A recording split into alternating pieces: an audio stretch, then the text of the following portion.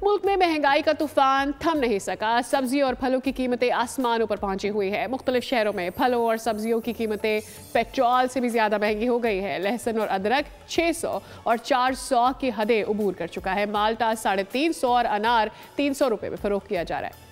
दिसंबर आ गया मगर महंगाई ने पीछा न छोड़ा। कीमतें आसमान पर और अशिया आवाम की पहुंच से दूर हो गईं। पेशावर में फलों के ऊंचे दाम शहरियों को मुंह चिढ़ाने लगे। जहां फ्रूटर 200, अंगूर कंधारी 300 रुपए फी किलो में फरोख्त हो रहा है।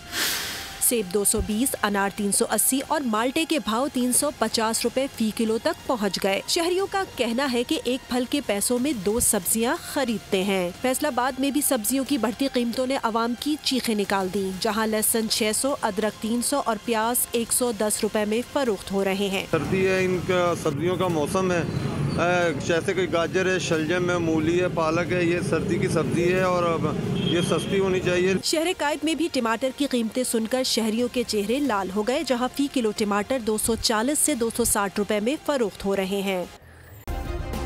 सब्सक्राइब करें और बेल दबाएं ताकि कोई खबर रह न जाए।